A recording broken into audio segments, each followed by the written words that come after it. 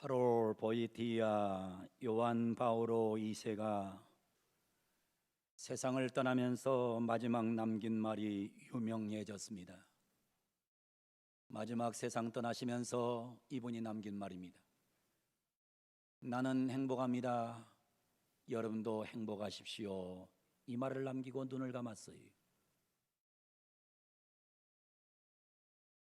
여러분도 세상을 떠나면서 나는 행복합니다. 여러분도 행복하십시오라는 말을 남기고 세상을 떠날 수 있다면 그 인생은 참으로 잘 살았다고 생각이 됩니다.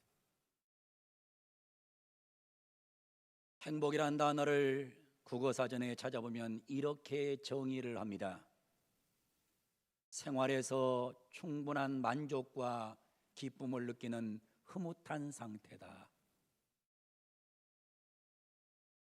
생활에서 충분한 만족을 느끼고 기쁨을 느끼는 흐뭇한 상태가 행복이라고 했습니다.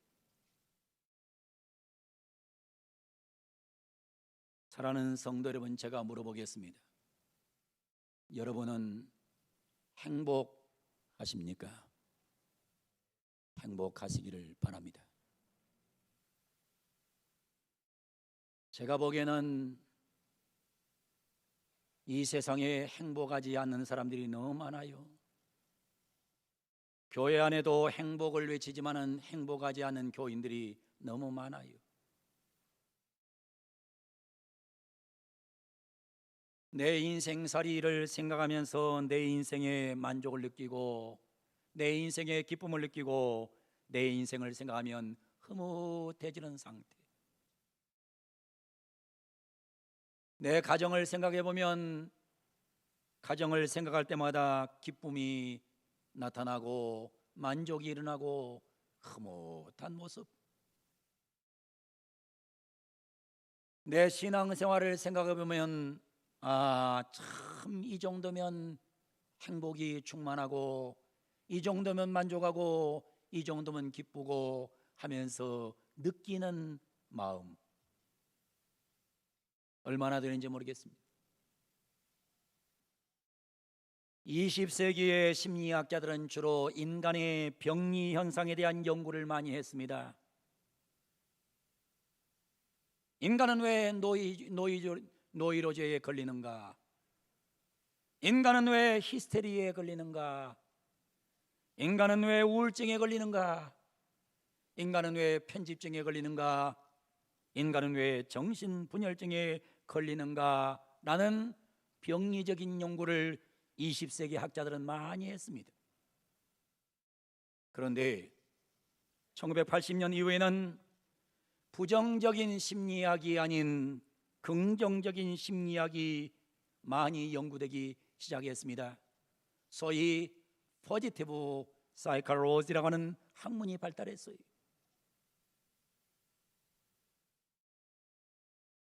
행복과학이라고 하는 또 사이언스 오브 해피니스라고 하는 이와 같은 행복과학이라는 연구를 소개하고 싶습니다.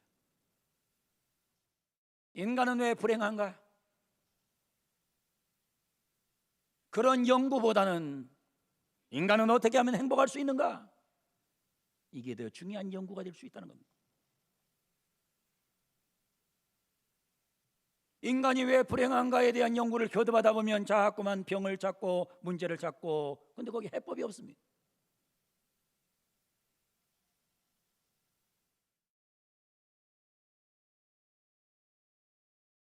그래서 저는 생각할 때 이 소위 포지티브 사이콜로지는 대단히 성경적이라고 생각을 합니다. 네덜란드에 가면 에라스무스 유니버시티 노테르담이라는 유명한 대학이 있습니다. 에라스무스 유니버시티 노테르담, 세계적인 학교지요.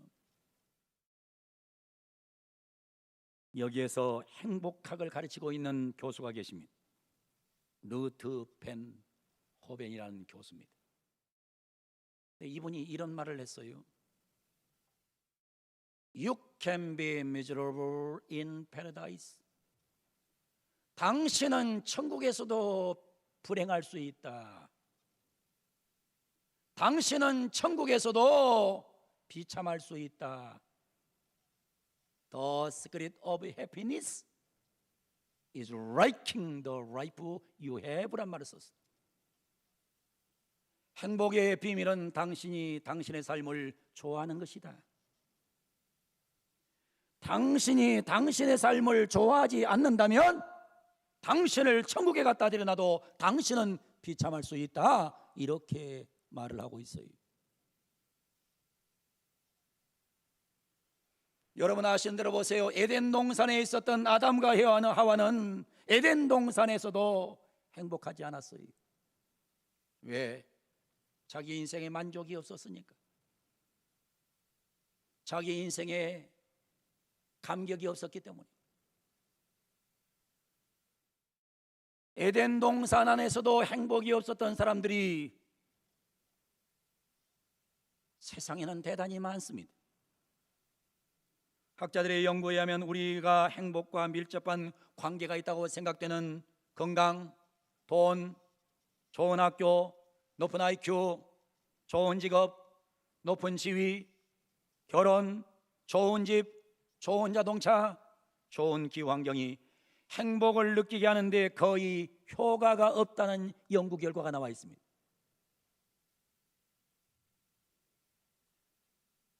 여러분, 인간의 진짜 행복은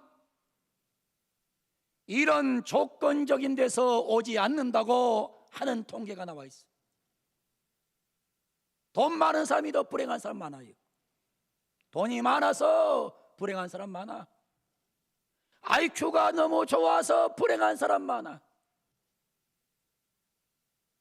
높은 자리에 있으면서 불행한 사람이 더 많아.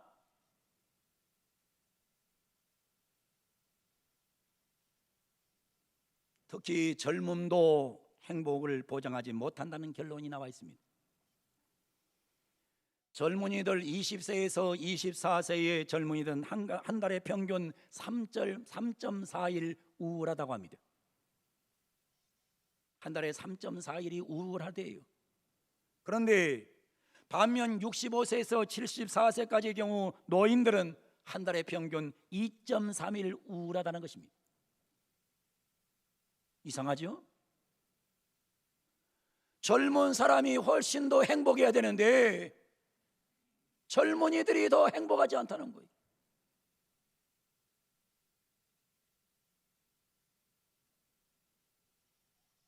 무슨 얘기를 하고 있는 겁니까? 천국에 데려다 놔도 자기 상태에 만족을 못한 사람은 절대로 행복할 수 없다는 거예요. 젊다고 행복한 게 아니고, 나이 늙었다고 불행한 게 아니고, 내가 내 인생에 얼마나 만족을 느끼고 있느냐, 얼마나 기쁨을 느끼고 있느냐, 이게 굉장히 중요하다는 거예요. 나라 벌려보면 90% 이상 행복하다고 보이는 나라는 아일랜드, 네덜란드, 스위스 등입니다. 80% 이상의 행복도를 보이는 나라는 미국입니다. 중간쯤 되는 73% 이상 행복한 나라는 필리핀, 인도네시아, 싱가포르, 대한민국입니다. 행복하다고 느끼는 40% 이하의 나라는 몰도바, 잠바웨이, 우크라이나, 러시아 등으로 나와 있습니다. 그러면서 이 행복에 대한 연구라는 책을 보면 당신에게 가장 행복을 주는 한 가지가 무엇이라고 생각합니까? 라는 질문에 첫째는 자녀 혹은 손자, 손녀가 35% 나와 있습니다. 자녀가 행복 주고 손자가 행복 주고 손녀가 행복 준다 35%. 여러분, 그만큼 다음 세대가 중요한 거고 그만큼 손자, 손녀가 기쁨을 주는 거예요. 그러니까 인간은 성경적으로 살아야 되는 겁니다. 성경적으로 나이 되면 장가가고 시집가고 자녀 낳고 그러면서 그 안에서 행복을 찾아가는 것이 그게 인간이라는 거예요.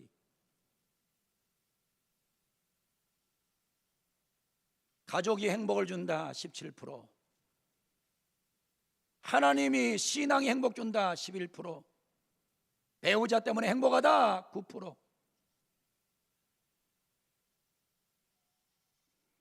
결론적인 말씀은 뭡니까? 인간에게 정말 행복을 주는 것은 두 가지가 있는데, 하나는 가정이요, 하나는 믿음입니다. 신앙입니다. 가정과 신앙이 인간을 행복할 수 있게 만들 수 있다는 겁니다.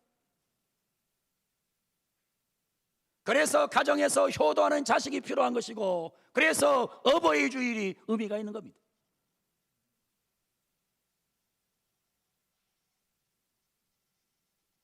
미국 일리노이 대학 유니버시티 오브 일리노이스라는 대학의 심리학 교수인 에드워드 디너가 만든 삶의 행복도라는 조사표가 있습니다. Measure Your Happiness라고 하는 Measure Your Happiness라는 조사 보고서가 있어요.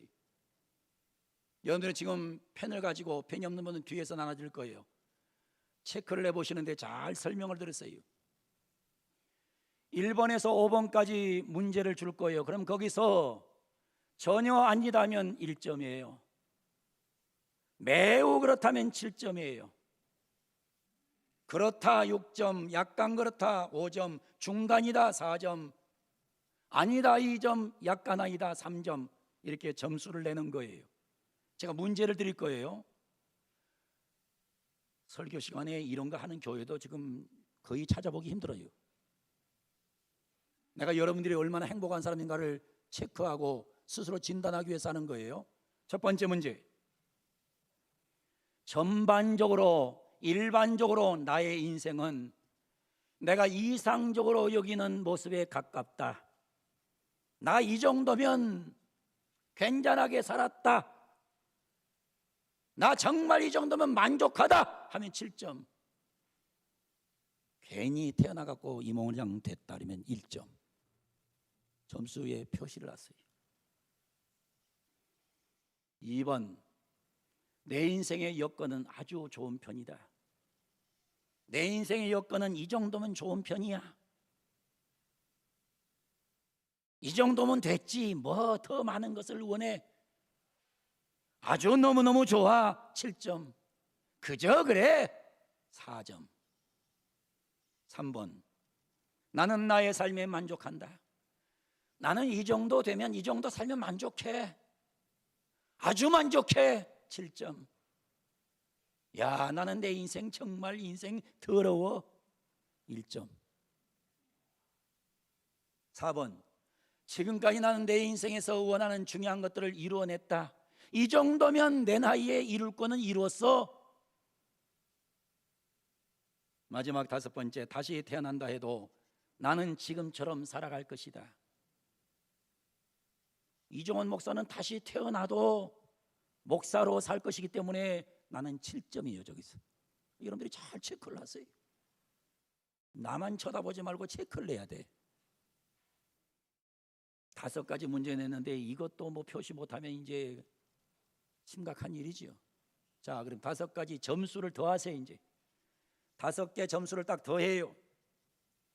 더해봐요. 몇 점인가 물어볼 거예요. 몇 점인가 물어볼 겁니다. 찬양대 우리 장모님 김태현 장로님 몇 점 나왔어요? 28점. 그러면 그 짝꿍 백진희 권사님 몇 점 나왔어요? 뭘 이거 고민? 35점. 저 부부는 앞으로도 잘 살겠어요. 괜찮아요. 자, 그러면 제가 결과를 말씀드립니다. 잘 보세요. 31점에서 35점은 매우 만족한 인생입니다. 이건 아주 굉장히 만족한 인생이에요. 26점에서 30점은 상당히 만족한 거예요. 21점에서 25점은 약간 만족해요. 20점은 중립 상태예요. 15점에서 19점은 약간 불만족하고, 10점에서 14점 상당히 불만족하고, 5점에서 9점은 매우 불만족이에요. 5점에서 9점 나오면 약간 조금 있으면 정신병원 갈 수 있어요. 여러분 스스로가 얼마나 여러분 인생에 만족한지 잘 과학적으로 여러분이 점검해 보는 시간이 되기를 바랍니다.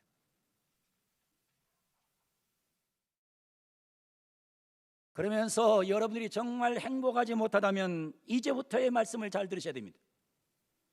행복하게 심리학자들은 보다 만족한 삶을 위한 8단계를 소개하고 있습니다. 당신은 앞으로 이렇게 살면 무조건 행복해진다. 이 8단계가 나와요. 잘 들으세요. 제 설교 원고가 전부 우리 교회 홈페이지에 다 실려요. 설교 원고까지 실어주는 교회는 거의 없어요. 원고 다 실려요. 그러다 보니까 제 설교가 여기저기서 많이 카피되고 있어요. 여러분 잘 들으세요. 그러니까 잘 듣고 가서 홈페이지 가서 한 번 더 보세요. 첫 번째 보세요. Count your blessing. 당신의 행복을 세어보아라. 행복한 걸 세보라는 거예요. 원망하지 말고 불평하지 말고 짜증낸 거 세보지 말고 행복을 세봐라. 받은 복을 세어보아라. 받은 복이 얼마나 많아. 여러분 영적으로 예수 믿는 복을 받았고 좋은 교회 만나는 복을 받았고 내가 좋은 부모 만났고 내가 이 정도 살고 있고 다 찾으면 돼. 근데 받은 복을 세보지 않고 자꾸 엉뚱한 걸 세봐. 내게는 이게 없고 내게는 이거 없고 쟤네 집에는 있고 우리 집에는 없고 불행해지는 거예요. Count your blessing. 두 번째, Practice acts of kindness. 친절한 행동을 실천하라. 자꾸 다른 사람에게 친절을 베풀면 인간은 행복해진단 말입니다. 여러분 제가 지난 주일날 우리 아이들에게 용돈을 조금씩 줬어요. 근데 평상시에 안 나오던 애들이 기도를 많이 했는지 어쩐지 지난 주일날은 출석을 많이 했어요. 그리고 오늘 아침에 회의 모였더니 우리 전사님들이 그래요. 아니 왜 그렇게 지난 주일날 많이 나왔는지 모른대. 근데 내가 우리 애들이 기도를 많이 해가지고 오늘은 가면 용돈 주는구나 그래서 많이 나온 것 같다 그랬어. 그 용돈을 줘놨더니 가정에서 오늘은 해피데이 지난 주일날 애들이 그러더라는 거예요. 그러면서 목사님 감사하다. 근데 사실은 나는 그걸 나눠주고 나서 더 행복한 거예요. 나는 친절을 베풀고 나니까 너무너무 더 행복해요. 여러분 인간은 자꾸 행복하려면 친절을 행동으로 실천해야 인간은 행복해지는 거예요. 세 번째, Savor life's joys. 삶의 기쁨을 만끽하라. 인간의 자꾸 기쁨을 만끽하는 거예요. 인생이 즐겁고 인생이 기쁘고. 그러니까 항상 이런 삶을 살아야 되는 거예요. 삶이 너무너무 행복하다. 네 번째, Thanks a mentor. 멘토에게 감사하라는 겁니다. 멘토, 스승에게 감사하라는 거예요. 지금까지 내 인생을 도와줬던 많은 스승들에게 감사하라는 거예요. 학교 선생님에게 감사하고 교회 오면 목사님에게 감사하고 만나면 만난 스승에게 감사하라는 거예요. 멘토에게 감사를 해야 인간이 행복할 수 있다는 거예요.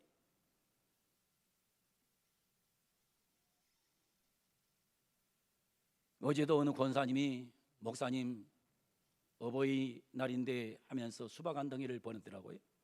어떤 권사면 또 갈비탕을 보내고. 여러분 사람이 그게 별게 아니에요. 갈비탕이 수십만 원 갑니까? 근데 그런 거 하나에 그냥 감사를 하면 사람이 달라지는 거예요. 스승의 날 선생님에게 주면 그게 뭐요? 잘못된 거예요. 스승의 날 선생님에게 밥 한 그릇 사드릴 수 있는 거예요. 이번 달에 제가 우리 은퇴하신 장로님들, 원로 장로님들 모시고 내가 식사 한번 대접하겠다 이 설교 준비하면서 생각을 했어요. 여러분 감사하는 게 무슨 병이에요? 멘토에게 감사하라. 다섯 번째, learn to forgive. 용서를 배우라. 용서해라. 용서해. 제발 용서해라. 그래야 행복하게 된다. 불행한 데는 이유가 있는 거예요. 남을 자꾸 미워하고요, 이 속에 뭔가 품고 있으면 그 사람 절대 행복하잖아요. 죽는 날까지 불행하게 살다 죽어요. 그래서 learn to forgive. 여섯 번째, invest time and energy in friends and family. 가족과 친구들에게 시간과 에너지를 인베스트하라, 투자하라는 겁니다. 가족에게 투자를 해야 돼요. 어떤 사람 밖에 나가서는 또 엄청 잘해. 근데 집에만 오면 엉망부린 사람들 많아요. 특별히 예수쟁이들 중에 그런 사람이 꽤 많다고 그래요. 친구들에게 투자해. 친구들에게 투자를 해. 친구들에게 투자를 하는 거예요. 투기를 하는 게 아니고 투자하는 거예요. 여러분, 주식도 뭐 하는 거예요? 주식도 어떤 사람은 투기하고 어떤 사람은 투자를 해요. 삼성에 투자한 사람이 있고 당소에 투기한 사람이 있어요. 투기한 인간들은 망해요. 투기하면 안 돼요. 투자를 하면 돼요. 투자는 뭐예요? 그냥 거기가 잘 되기 위해서 투자하는 거예요. 그럼 나도 잘 되는 거예요. 투기는 뭐예요? 너는 죽든지 말든지 나는 잘 돼야 되는 거예요. 이게 투기예요. 그래서 부동산 투기가 나쁜 거예요. 부동산 투자는 괜찮은 거예요. 일곱 번째, take care of your body. 당신의 몸을 보살피라. 자기 몸을 잘 보살펴야 돼요. 자기 몸을 보살피면서 이 몸이 건강할 수 있도록 해야 됩니다. 자꾸 운동도 시키고 자꾸 여러분들 영양도 공급하고 이 몸을 보살펴야 돼요. 사람이 아무리 열심히 하고 싶어도 몸이 아프면 못하는 거예요. 내 몸이 아픈데 뭐 해요? 귀찮은데. 테이크 케어를 잘 돌봐야 됩니다. 마지막에 여덟 번째, develop strategies for coping with stress and hardship. 스트레스와 역경을 대응하는 전략을 개발하라는 겁니다. 스트레스가 있을 수밖에 없어요. 하드십 어려워요. 이거를 이길 수 있는 방법을 자꾸 자기가 연구해야 되는 거예요. 개발해야 되는 거예요.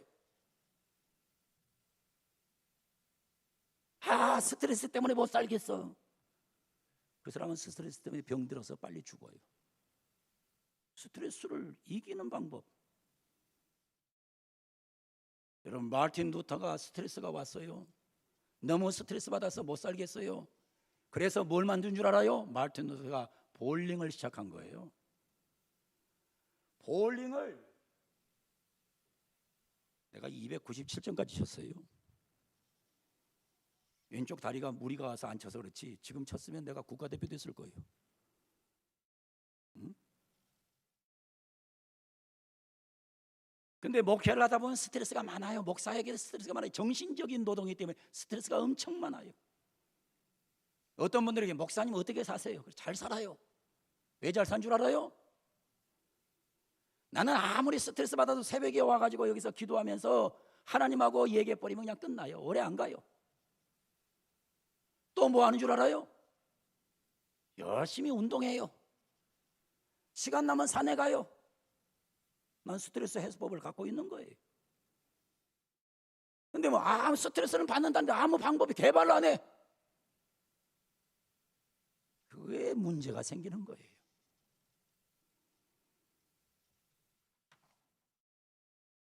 이거는 이제 심리학자들의 얘기고, 마지막 결론을 하나님 말씀으로 맺으려고 합니다. 오늘 본문에 보면 복 있는 사람은 나와요. 여기에 사용되어진 히브리어는 아쉐르입니다. 아쉐르. 구약 성경에 45번 나와요. 시편에 26번, 잠언에 8번 나와요. 이 단어의 뜻은 사실은 복이 아니에요. 행복입니다. 행복. 그래서 이 성경을 번역할 때 이렇게 번역했으면 좋겠어요. 행복한 사람은, 행복한 사람은, 행복한 사람은 이렇게 사는 거예요. 첫 번째 어떻게 사느냐? 행복한 사람은 악인의 꾀를 따르지 않습니다. 악인이 뭡니까? 레샤임, 레샤임. 레샤임이란 말은 하나님이 없는 사람이에요. 하나님의 없는 사람의 삶을 닮아가지 않는 거예요. 오늘 청년들 예배 참석했는데 청년들이 행복하기로 하면 세상 사람들처럼 살면 안 되는 거예요.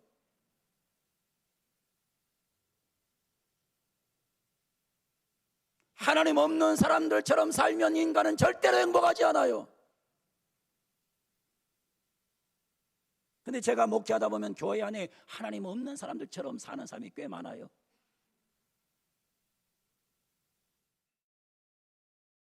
두 번째로 죄인의 길에 서지 않습니다. 죄인이란 말은 하타임이란 말입니다. 하타임이란 단어가 사용돼요. 하타임. 하타임이란 말은 목표에서 벗어났다, 다른 길로 간다, 이런 뜻이에요. 죄인은 목표가 없는 사람이에요. 다른 길로 가는 사람이에요. 여러분, 그 에베소란 지역이 있어요. 에베소란 지역에는요, 이 소위 말입니다, 광장에 나가면, 시장에 나가면 뭐가 많았냐면, 시장에 나가면 도서관이 많았어요. 시장에 나가면 뭐가 많은 줄 알아요? 시장에 나가면 홍등가가 많았어요. 유흥가가 많았어요. 집에서는 뭐라는 줄 알아요? 엄마, 아빠, 나 도서관 갔다 올게. 그리고 광장에 나갔다가, 에베소 광장에 나갔다가 도서관으로 안 가고 홍등가, 술집, 사창가로 갔던 사람이 엄청 많아요. 이게 잘못 간 거예요. 여기서 나온 단어가 저 단어예요. 핫타임. 도서관 가려면 도서관 가야 되는데 도서관을 가려고 그러는데 가다 보니까는 그냥 홍등가가 있어요. 그러니까 거기를 가는 거예요. 이게 빗나가는 거예요. 다른 길로 가는 거예요. 그러면 그 인간은 절대 행복할 수 없어요. 세 번째, 오만한 자의 자리에 앉지 않습니다. 오만하다는 말은 경멸하다, 레침, 비웃다, 냉소적이다. 하나님의 말씀에 대한 잘못된 자세를 갖고 있는 사람을 말합니다. 성경을 경멸하고 설교를 경멸하고 설교를 비웃고 설교를 냉소적으로 생각하는 사람들은 절대로 행복할 수 없어요. 한마디로 행복한 사람은 어떻게 살아요? 오직 여호와의 율법을 즐거워하여 그의 율법을 주야로 묵상하는 도다. 할렐루야. 여러분, 행복하기로 하면, 가정에 행복하기로 하면 다른 방법 찾지 마세요. 오직 여호와의 율법을 즐거워하여 그의 율법을 주야로 묵상하는 도다. 묵상이란 말이 히브리는 하가입니다. 하가. 묵상이란 말은 작은 몫으로 읊조린다는 뜻이에요. 작은 몫으로 읊조린다. 비둘기가 구 하는 소리를 내는 것처럼 말입니다. 우리 마당에도 와가지고 비둘기가 많이 날아다녀요. 왜 많이 날아다니냐? 축복이 밥을 뺏어 먹으려고. 근데 축복이는 하도 착해가지고 집 앞도 다 뺏겨요. 근데 와가지고 저기 처마 있는데 앉아가지고 비둘기가 꾸 해요. 복 있는 사람은 하나님 말씀을 놓고 날마다 성경을 즐거워하면서 말씀을 구하는 비둘기처럼 하나님 말씀을 묵상하는 자가 복이 있다고 성경은 말하는 거예요.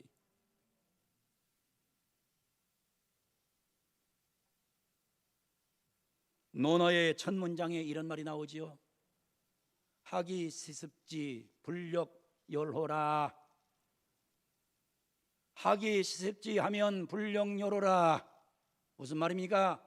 배우고 때로 익히면 또한 즐겁지 아니한가? 그렇습니다. 하나님 말씀을 배우고 익히고 즐거워하고 묵상하면 인생이 즐거워지는 거예요.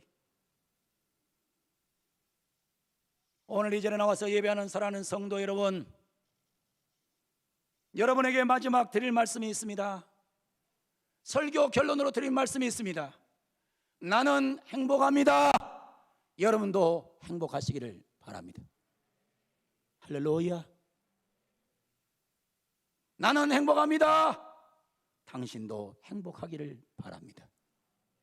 그런 놀라운 은혜가 임하는 복된 5월 가정의 달 되기를 주 이름으로 축원합니다.